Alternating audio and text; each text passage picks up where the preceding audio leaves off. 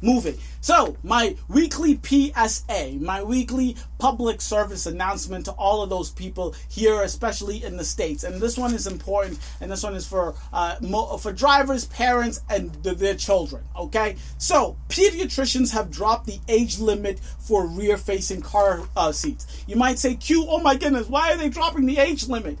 This is a good thing, because instead of doing it based on age, because not all human beings grow up the same way, a 10-year-old not all 10-year-olds look the same, not all 1-year-olds look the same, not all infants look the same. They switched it from age to height and weight. And for the most part, if you are instructed by a nurse, by a healthcare provider, by a police officer, firefighter, and if you actually read the instructions on most car seats, they do say age limits, but they also have with them the correct height and weight of your child, of your infant, of your baby when into the car seat, and how long they should stay in those car seats. But now they have dropped the age altogether, so people can stop looking at that one number and being like, I'm all set, and they are more specific to weight and height. So what has happened? So car seat manufacturers making seats that allow children to remain rear facing until they reach 40 pounds, and by using the proper car seat,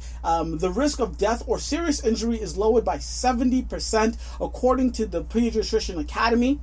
And then once children reach the height or weight limit and shift to a forward-facing seat, they should use safety seats with a harness for as long as possible, often up until 65 pounds. So these are the forward-facing car seats, 65 pounds for the forward-facing car seats. And then last but not least, the booster seats for children who are not tall enough to just be on the regular car seat and use a seatbelt, because if you've seen a child in a car before that does not have a booster seat and is not tall enough, that top strap usually chokes them in the neck, and that's a humongous risk factor for injury and harm, especially when you get into a car accident. It really ends up hurting the child more than helping the child if you actually look at the research. So, booster seat up until 4 feet 9 inches. You want to be forward facing up until 65 pounds. You want to be rear facing up until 40 pounds. And then even after all of that, when you're even done with the booster seat,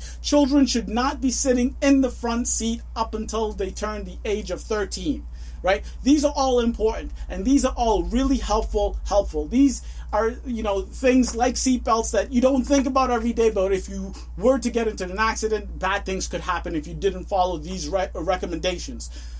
But with all of that being said, I do want to ask the question to you out there today. How many of you actually, honestly, follow these recommendations? And I'm not the weights, because that's brand new, but how many of you have children that are 4 or 5 years old that are not in booster seats or are not in forward facing car seats? How many of you have children that are 10, 9, 8 that sit in the front seat all the time? I know it's super easy, right? But you do not ever want to be in a situation where you get into a car accident and you say, oh my God, my 10-year-old was in the front seat. They lost an arm, or they got hurt much worse than they would have been if they were in the back seat.